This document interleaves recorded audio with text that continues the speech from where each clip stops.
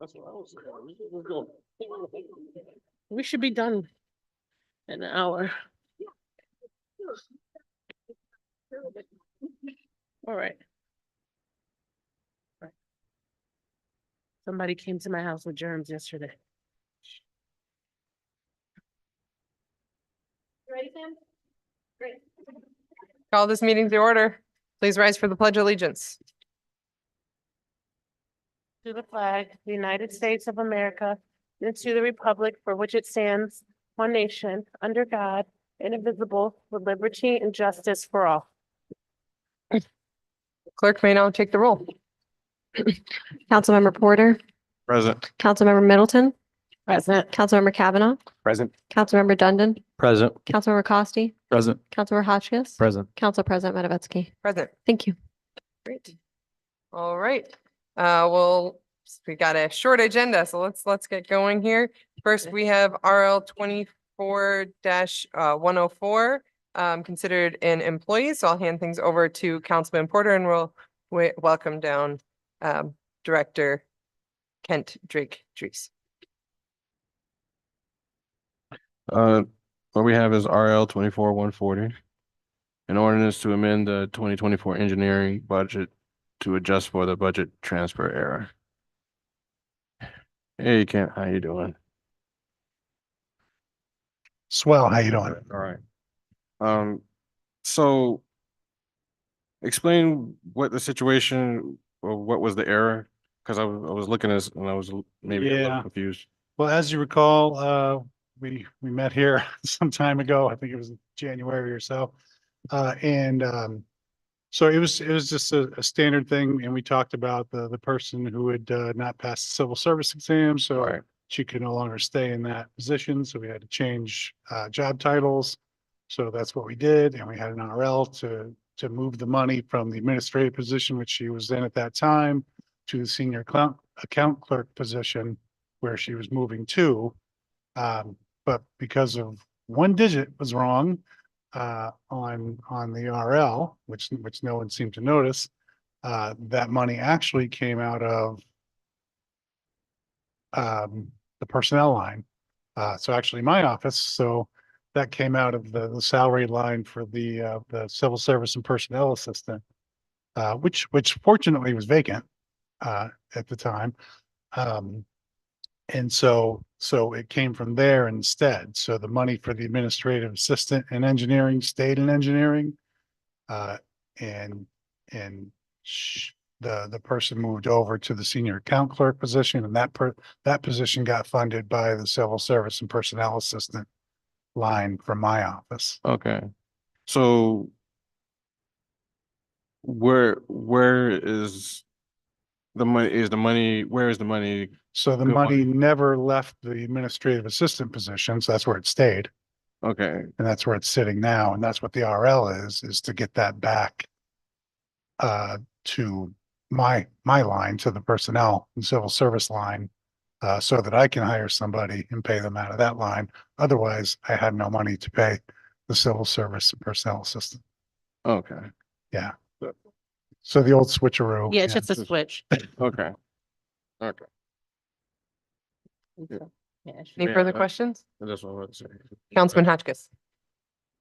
Hi, I guess my question would be, how do we prevent this from happening in the future? How do we prevent having the mix up or the, Yeah, that is the question. So we prevent that by at each step scrutinizing the numbers and looking at them more closely to make sure that they match. Because it was a one digit thing. Instead of 14,440, it was 14,430.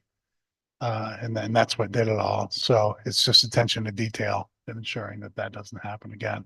So we've had a huddle about that and said that, it's a minor error, but one should have been caught. So we just got to be all more vigilant about making sure that's accurate. thank you. Anyone else?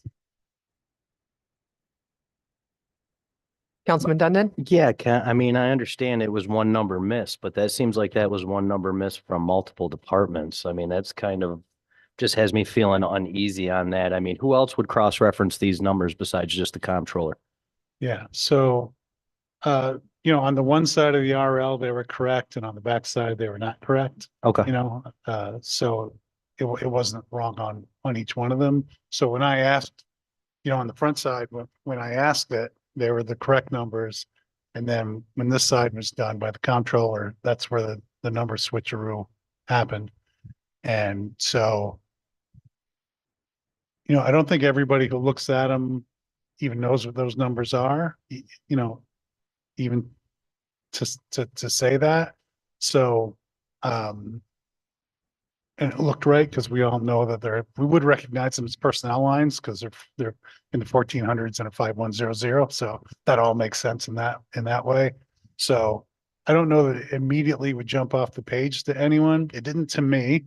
Although I must say that I'm not sure that I looked at them beforehand. I do every time now. Yeah. Because I really looked at this one super hard, as you can imagine. So, yeah, I mean, that was a good point. That was a question that was asked. And Megan Hyman also, sent out some information urging us all to be more vigilant about this. Everyone, not just the one stop, because as you know, it's comes across a few desks before it gets here. So everyone needs to take the opportunity to double check that. Okay, yeah, because I'd hate to see this happen to where it's something that's not as quick as just, oh, it got moved from the wrong budget line, we can move it Yeah. back type deal. Yeah, Yeah. agreed. Thank you. Anyone else? All right. Thank you so much. you. Next we have RL 24-1, yeah, thank you. 141. And that was considered in Public Works and Parks. So I'll hand things over to Chairman Dundon and we'll welcome up Ron Lake from engineering. So this is RL 24-141. It's a resolution authorizing the mayor to enter into an agreement for the Shenango River Levee Bat Survey. This will provide technical bat acoustic survey following the United States Fish and Wildlife Service guidelines. How you doing, Ron? Good. You want to just give us a little background on this? And I mean, for the most part, it seems if that's what the United States Fish and Wildlife wants, it's pretty much what they're going to get. I think so. This goes along with the trail behind the Binghamton Plaza. The DEC and Army Corps said that we had to change it because it had settled after we put the trail on there, and that's debatable, but in doing that, we're getting ready to go out to bid, and this is part of what the DEC is going to require us to do. So we have to do a bat survey before we can do any work. Ron, is this something that needs to be expedited? Yes, I would appreciate it. I'd like to make the motion to expedite this, please. I'll second. Motion to expedite by Councilman Dundon, seconded by Councilwoman Middleton. Any discussion on the expedition? I did see that in the packet, it says the full survey has to be concluded by August 15th. So Yes. that's a good hint. All right, so will the clerk can take the roll? Councilmember Porter, Aye. Councilmember Middleton. Aye. Councilmember Kavanaugh, Aye. Councilmember Redundant, Aye. Councilmember Costi, Aye. Councilmember Hotchkiss. Aye. Council President Matavetsky. Aye. Thank you. That's 7-0. Okay, Thank you. so for your- assuming signed out, we will be expediting this to Wednesday's business meeting. Thank you. I got Just for our friends. We at still have home. some I had questions a quick though. I question. know, just for our friends at home. Wait, Ron, we still got a couple more questions. We're sorry. He's like, thank you, bye. Yeah. Thank you. Thank you, bye. Okay, Councilman Kavanaugh and then Councilman Hotchkiss. Just for our friends watching from home, that might not have a packet in front of them. This is literally a bat survey. Bat is not an acronym for anything. They're out there counting the bats, correct? That's No, this is an actual survey Survey of the for bats. bats along the river. all right. And it's an electronic survey. They do it at night with electronics. And Hotchkiss. Yeah, I read through some of the guidelines and I'm curious to know if this comes back and it says that any of the construction on the levee would jeopardize the population. Is that gonna would that like halt the construction or the work that needs to get done? It would limit us to when we could remove the trees. Okay, So but, it might delay the project somewhat. and then my second question was about the trees specifically, is those are the large trees that are like right by the river? Yes. Okay, those are really nice trees. That's a shame. It's, but I The EC understand. wants them off their land. Okay, that's all I had. Thank you. I'm sorry. Thank you. I have one final question. I'm just curious, how many companies actually do this kind of survey work, and how did we find this company? Is this someone we've worked with before? The company that was hired in, I believe in 19 to start this project, it's one that they came up with. We're still using the same design firm. This is just part of their obligation. All right. Thank you. Have a great evening. Thank you. Thank Thank you, Ron. All right. Next, we have RL 24-142, considered an employees, handing things over to Councilman Porter as we welcome up our comptroller, Chuck Robinson. RL 24-142, resolution to adopt and record of activities for elected appointed officials not working standard workday. That's us. That's us. So, I opted out, so I don't. So I'm guessing the issue of not everybody is reporting what they're supposed to be reporting. Right, it's for the people who opt into the retirement system that don't work a non-standard workday. We used to report everybody. And they changed it where now we just have to report the people who don't usually use a timekeeping system, which is you and the mayor. So I think there's just 3 of you. And what we have to do is at the beginning of your term, have to get an average over 3 months of how much time that you spend doing your duties or whoever is on the list. And basically we use that average to report to the retirement system for while you're doing your duties as a council person. That's it. Yeah, that sounds simple enough. It is simple. It's just rough sometimes getting the information. Just kidding. So, Oh, go ahead. Councilman Kavanaugh. I was just wondering about the calculation of the average work day that's used. Because there's a range allowed in the law between 6 and 8. Right. And you There is come a up with calculator on the 7. New York State website that we use 7 hours. And then we plug in your number that you I'm supply asking us. why the 7 hours? Oh, why the 7 hours? Yes, Oh, we have the choice between 6 and 8. Why did we pick 7? I'm just, that is a good question. I will have to find out about that.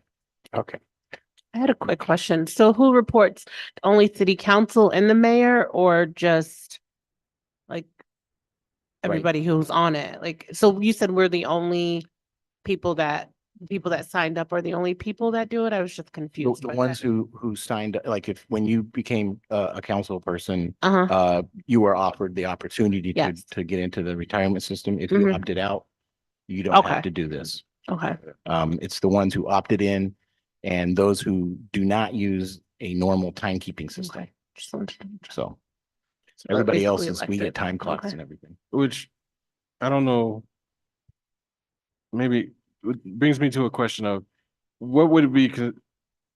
The average is 7. You're saying that's the average of each day or Each day. Each day. Yes, they say that your standard workday is 7 Okay. hours. So 7 hours.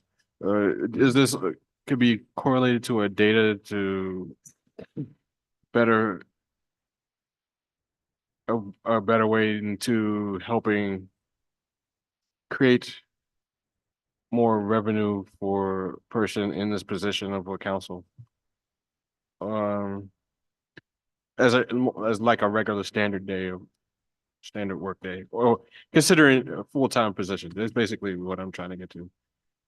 Could this be data used as a way to consider a full-time position as a city council? I think that's probably two different things, is using it for salary basis and then using it for retirement basis. But that's something I can look into. I couldn't answer that honestly right now. Oh, well, I was trying to trick. I'm just trying to find a way. Hey, Chuck, I got a question. Mhm. So you mentioned it was us and the mayor. So does he fill out similar timesheets and submit them the same way we do and you guys prorate him off the first 3 months, or does he do it for the whole year because he's more of a full-time employee? Right, he did it for his first 3 months of his tenure, and that's it. That's all he needed to do. Okay. Right, and the same thing with you guys. Once you've done it, you've done it.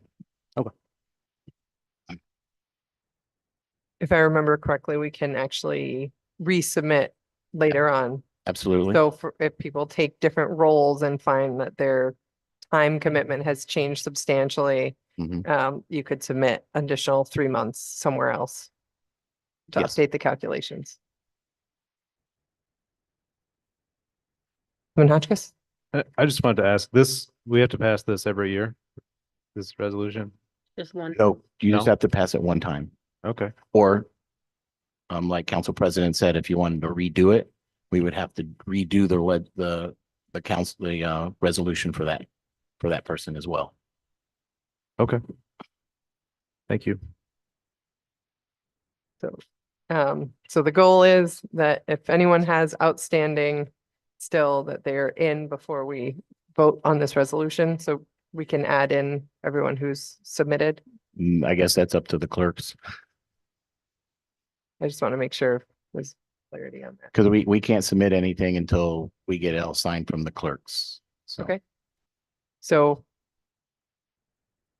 make sure everything is in and submitted. So we just do the one vote. Right. All right. Anything further? All right. Next, thank you so much. Thank you. Okay, you're welcome. Next, we have RL 24-143, considered in rules and procedures. Handing things over to Councilman Hotchkiss, who is also the presenter. Thank you.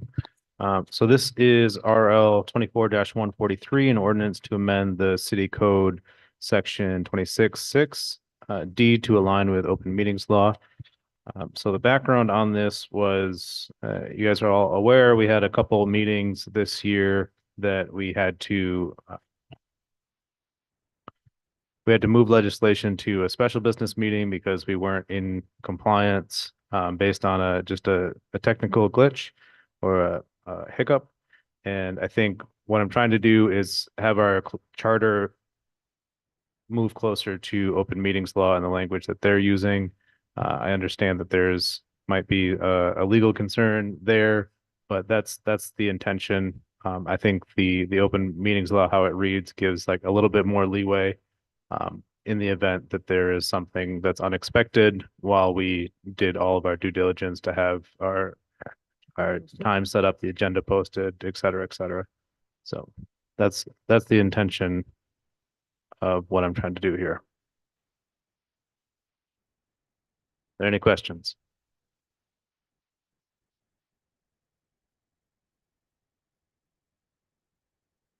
No. Okay. Well, I guess I'll continue to work with Corp Counsel to see if there's any way that we can make this satisfying legally on their end. So that's all. Thank you. Next, we have RL 24-144, considered in planning. Chair is Councilman Hotchkiss and the presenter, Councilman Hotchkiss. This is RL 24-144, a resolution authorizing the sale of 35 to 41 Charlotte Street to Charles Ackerman for $1. Right now, there's 4 adjacent vacant lots on Charlotte Street that Mr. Ackerman has identified as a potential site for a new extremely low income housing. I think it's good that this site would accommodate what he's planning to do. And I think it's kind of an innovative approach, and it's nice that someone specifically in the private sector is trying to take this on and build so that we can address homelessness in Binghamton. I was hoping he would be here for this because I had a few questions for him. So if I can try to answer any questions that you guys have for me but I'd also like to refer this to a committee. To the planning committee. Committee, Do we want, yeah, consider referring it to committee? yeah. I could answer I'd like to refer it to committee, but I would also answer questions right now if you have them, so that we're more prepared for a committee meeting. All right, let's start with Councilman Kavanaugh. what's the current state of the parcels? How did the city end up with them? Say that again? What's the current state of the parcels and how did the city end up with them? I'm not sure how the city ended up with them. I think there's probably, I believe that there was a fire on at least one of the sites that resulted in a demolition. I don't know the extended history for each parcel. But I don't know that there's any plans for them either.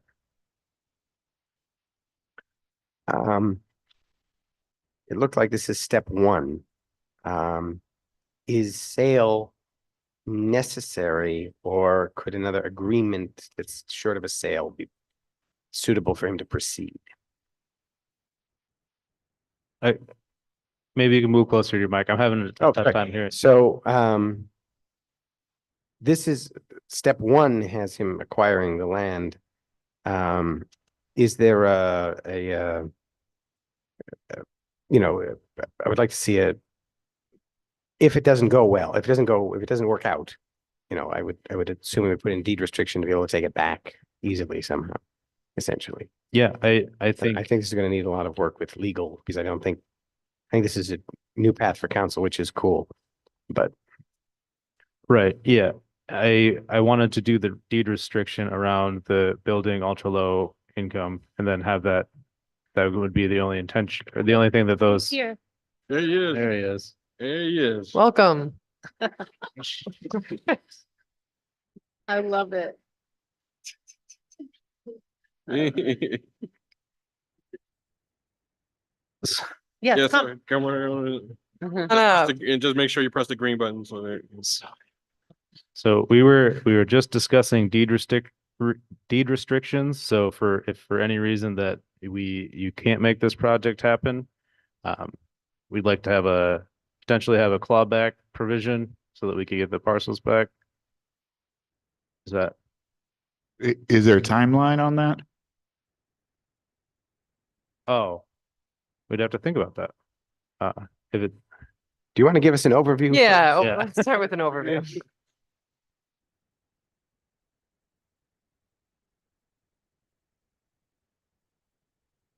I don't think your mic's on. I don't think, just press it Green button. and let it go. Sorry, I ran in here. So right now there's 4 parcels that sit on Charlotte. And right now they're underutilized. They're zone industrial at the moment. And I am going to attempt to build an ultra low income micro unit building. This is to fulfill a need that we have. We've lost a lot of boarding houses in the area. We lost a lot of boarding houses in the area on the Dixie, on Henry. There's a whole series of housing for very low income people. By building it at 150 square foot, as you guys saw the plans, by building it 150 square foot, it allows it to be built as a private enterprise without any sort of grants required or anything else, because of the very low payment that is received from the state. Only $401 is given to ultra low income housing. And that's really not tenable for most units. So I am tempting to find a loophole in the math, which is I can build 150 square foot and make that work at least relatively closely. I would need a little bit more of a payment from the tenant themselves, probably another $100 to $125 just to make the mortgage math go. But I think that this would fulfill a very large need in our community. And I think that it would do it quickly because it would be private. I wouldn't be counting on any sort of state grants or subsidies or anything else. And I think it budgets out correctly. So, Mr. Ackerman, when do you plan to start this project? Well, first I'd have to go through with the city and get their analysis on it. This is micro apartments have been done in other places in New York City. And, there's a whole series of small houses that we see being built on the north side and other places. This would be kind of a new thing. So I'd work with the city for probably, I'm assuming with code for 2 or 3 months. Then I would have to get my zoning variances, being that this is zoned industrial right now.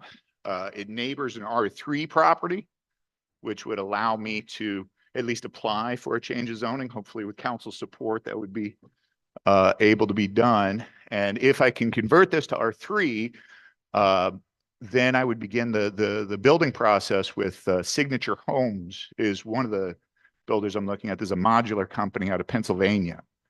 And so I would start finishing up the plans with them, getting the everything together. And I hope to have this up within 18 to 24 months.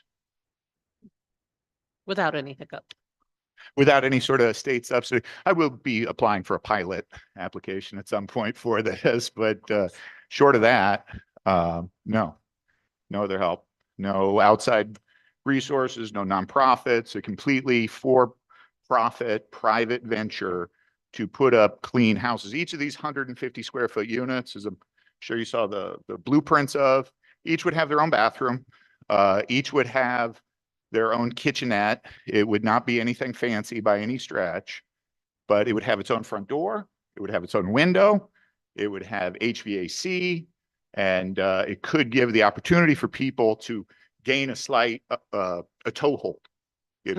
People that are right now only afforded to living under our bridges and in rooming houses and emergency shelters.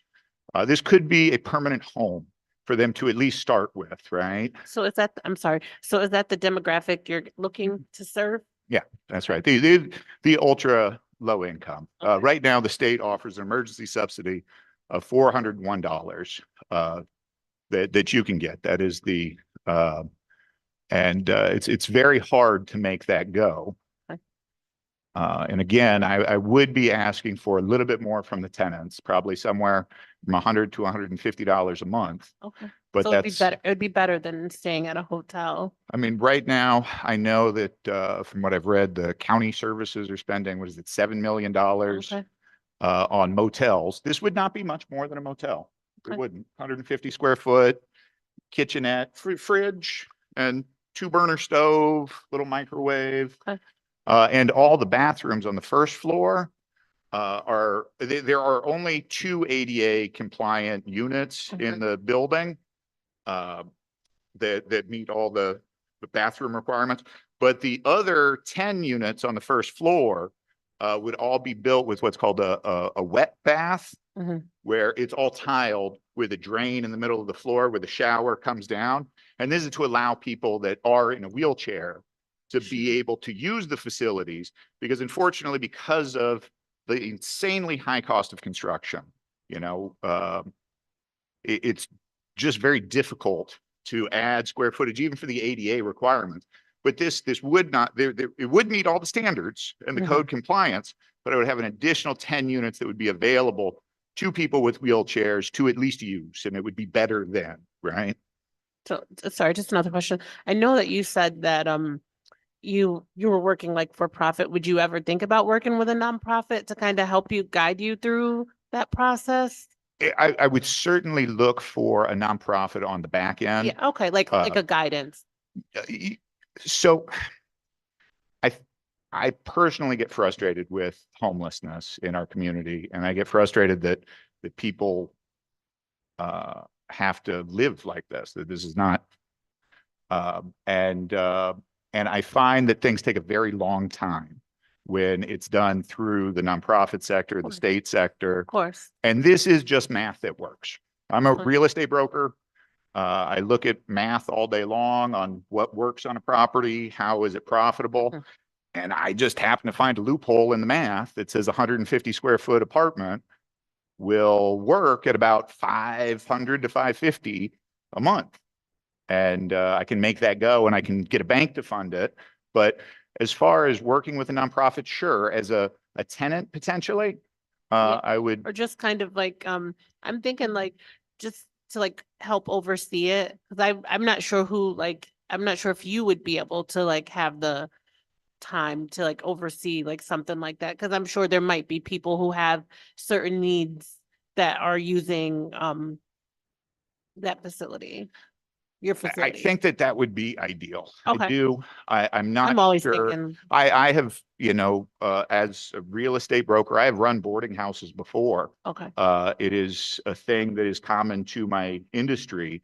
They dried up, the city, changed the way that things are done. They got shut down all around the north side Mhm. or north of Main Street. We had dozens of rooming houses, Mhm. dozens. Crandall was Mhm. all rooming houses from one Yeah. end to the other. Yeah. And this was the backstop housing that we had for the extremely poor. Mm-hmm. And we decided to build it out with First Ward Action Council. And they look beautiful. And I'm not saying anything about that, but we have pushed out people on the edge that had absolutely nowhere else to go. And this is much better than Crandall. This will be a brand new shiny doorknob, 150 square foot with a HVAC. And so I think that we're doing better then, but folks have nowhere to go. So, I mean, as far as working with a nonprofit, I would look for a nonprofit as a tenant to hopefully do a master lease.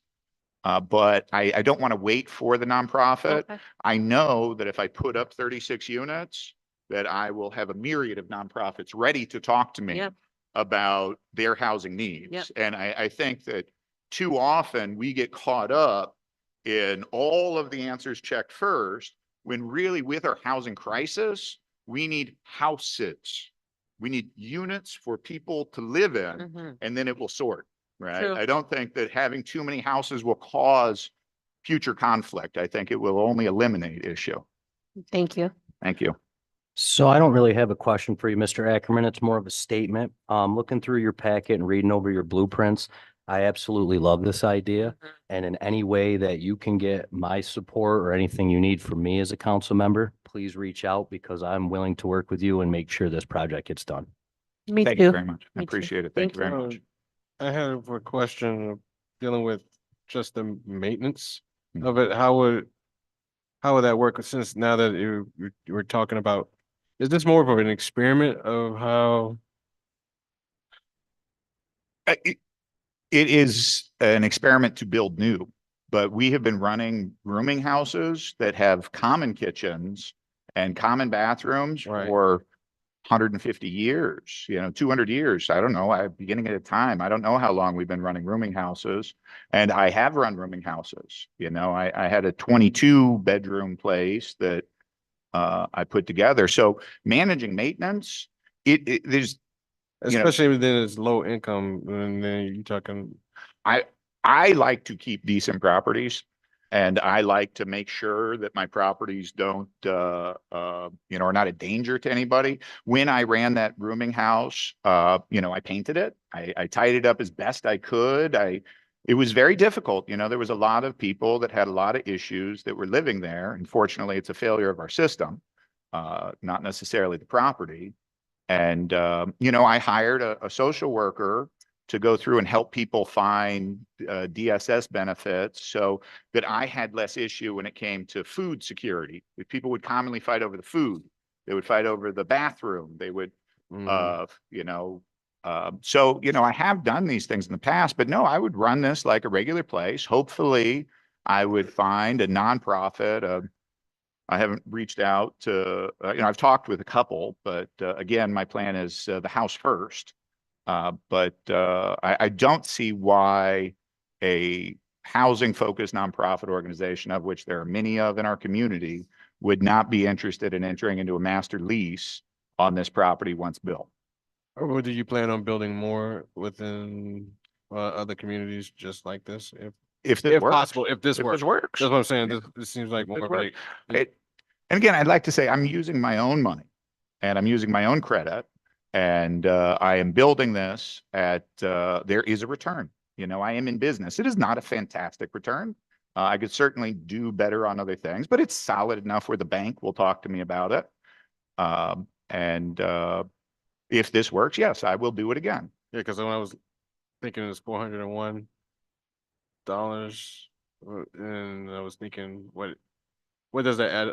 What does that add up to? What, 17,000? Yeah. Or am my math is wrong? Maybe. Well, you know, so 401 times 36 is 14,436 in income, but to build right now is going to cost somewhere between $200 and $250 a square foot. So I wish I would have brought my laptop where I had the spreadsheet. There was a miscommunication about the meeting. I'm terribly sorry. I'm underprepared. Please forgive me. I was gonna say something too, sorry for, point of order. So I know that before you, came here, we were talking about maybe putting it, like into a committee meeting that we're still interested in doing that.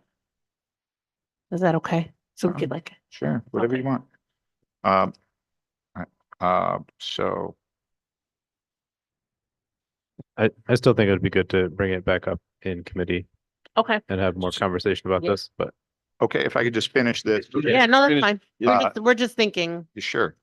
So to build this, it's about $1,350,000 to build.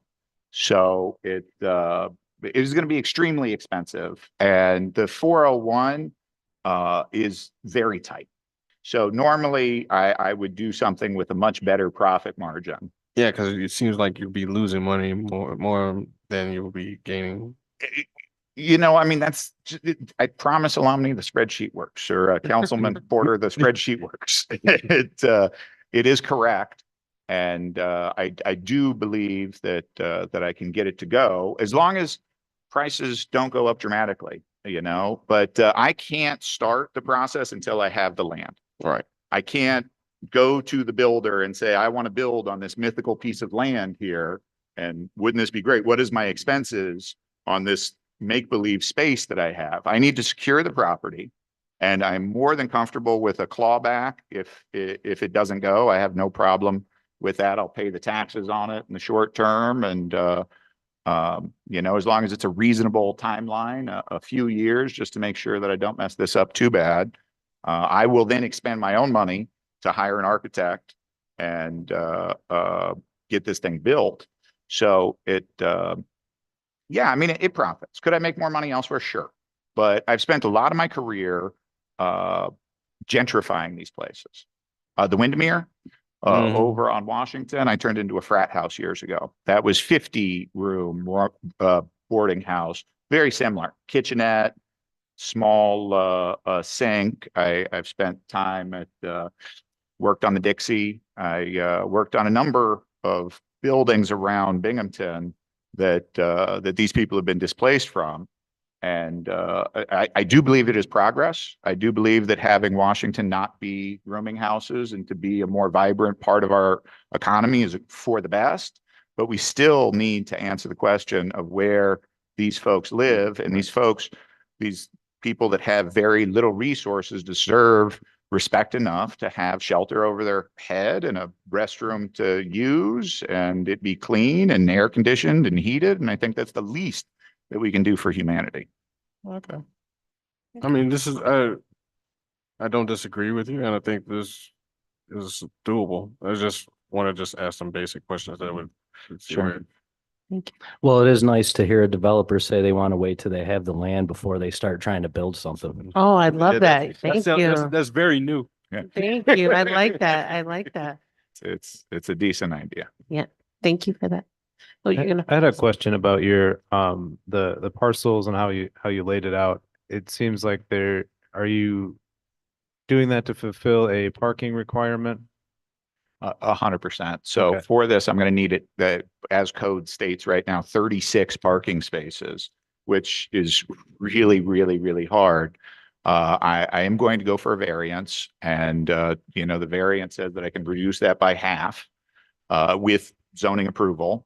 If I can get that lowered even more, it will make this even easier to build. But yes, that is exactly right. It's to be able to, and that's why this property is special, is because it will get me to where I can actually build it and not have to, squeeze things. And, I mean, 36 units, it only makes sense because it's being built vertically, right? The foundation costs a fortune. That's the big chunk.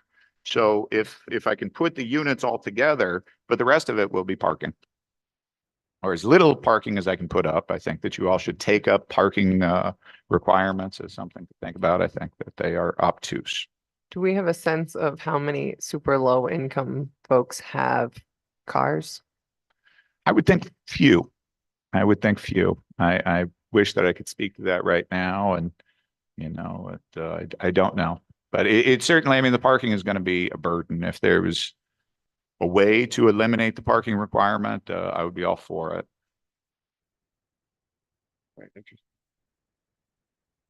Yeah, I doubt that the people that are getting $401 in state emergency housing subsidy have a great deal of motor vehicles. Yeah, that's why it would make sense to get the variance to cut it in half, because probably half of them will have a vehicle and some of them probably won't, because like you said, it's a stepping stone to help, kick off your life. So Yeah. Do you foresee issues with coming with the neighbors that you're gonna have around there? Because I've have gone down that street and have seen how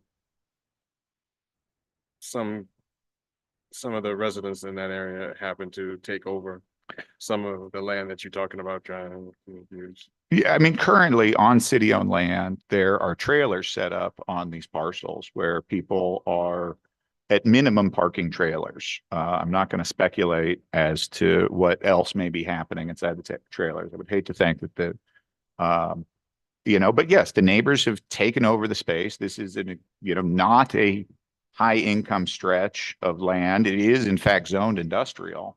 Across the street is industrial. I think that it works in that it's not right in the middle of a hugely dense neighborhood, but it still is very close to all the resources, particularly low income folks need. It's walking distance to the Price Chopper. It's walking distance to the bus street on Main. There's the Lords on Main Street. This is a resource rich area for people that are in needs, not to mention Catholic Charities is right there, Right behind there. who is somebody that I would be more than happy to open this up to once it is built. But again, I would like to reiterate that I think that building first is the priority. Mhm. And I think that other problems are solved once we have buildings. I don't think we've, run into a problem of too many units in a very long time. Thank you, Charlie. Thank you. And are we gonna, do you want to You're make? about to make Okay. a motion. I'd like to make a motion to refer to the planning second. committee. I'll second it. Motion by Councilman Hotchkiss, seconded by Councilman Porter. Any discussion on the motion to refer to committee? none. Great. Well, the clerk can take a roll. Councilmember Porter, Aye. Councilmember Middleton, Aye. Councilmember Kavanaugh. Aye. Councilmember Dundon, Aye. Councilmember Costi, Aye. Councilmember Hotchkiss. Aye. Council President Matavetsky. Aye. Thank you. That's 7-0. So RL 24-144 will be referred to the planning committee. Thank you. I think the last thing that was raised by Corp Counsel is that we'd need to sell this for more than $1, and I just want that to be on the public record, and we need to figure out an appropriate price so that we're not violating the New York State Constitution. Is there any way that all of us can get from Corp Counsel a record that shows what we've sold properties similar to this for, so we have a number to at least go off of? Mhm. We can take a look, but when I went through the legislative database, there's a big difference between not-for-profit and for-profit. So that's gonna be something we'll have to look into, but yeah, we can take a look. Okay, just give us a reference point is all. Thank you. Right. All right. Well, thank you all. Thank you. Thank you, Charlie. And you with that, very I'll much. accept a motion. Motion. to adjourn. Oh, wait, I'll second, Madam President. Yep, I see Deputy Mayor.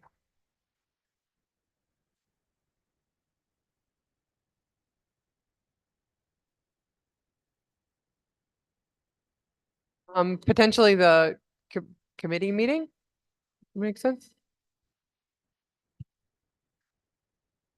That was not referred yet. The open meetings law, Nate, Councilman Hotchkiss was going to work further with Corporation Counsel to discuss the legality of it.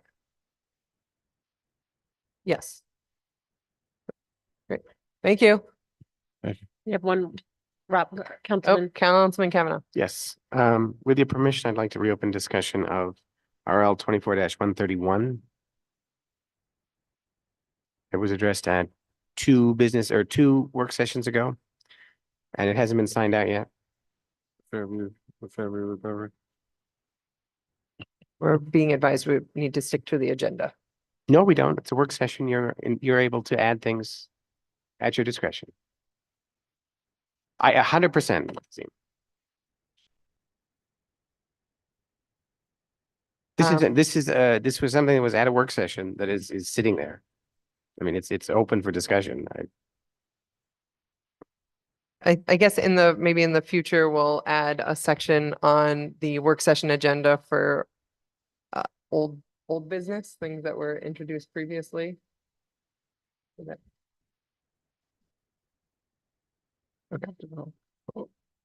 All right, I will, I'll allow it and we'll look into it further for future meetings. Okay. So I'd like to discuss RL 24-131 for a minute. It was drafted, it's sitting unsigned out down in the clerk's office. This is the Fairview Recovery Services hole filling money. It was discussed while I was away. A portion of that, I believe it's $7,399.02, the money that the administration would like to use to fill that gap, will expire and have to be returned if it's not if it's not spent by the end of the month. So I was hoping we could at least vote to allow the mayor to enter an agreement with Fairview for that amount, to make use of that money so we don't lose it, and still reserve our option to look at the rest of the various HUD, ESG, BLDC money that's sitting out there in all these old lines. So that's my proposal. And I think the clerk can redraft that legislation to just have the 73.99, and then hopefully there would be enough of us to sign it out to vote on Wednesday, so it happens before the end of the month. So I guess I'm proposing that change and to expedite so that we vote on Wednesday. Actually, it doesn't have to be expedited, does it? Because it just has to get signed out. Yeah. I'm okay with that amendment. Or, I mean, it's That change to the RL. yeah. So it's not a floor amendment because it's not in front of us. We just have to redraft it, right? Right. Correct. Okay. So I would ask the clerks to please redraft it with that change, and everyone can sign it out maybe before Wednesday. Not a problem. Thank you. All right, and with that, we'll consider a motion to adjourn. Motion. I'll second Second. it. Motion by Councilman Dundon, seconded, I'll give it to Councilman Porter today. All in favor? Aye. Any opposed?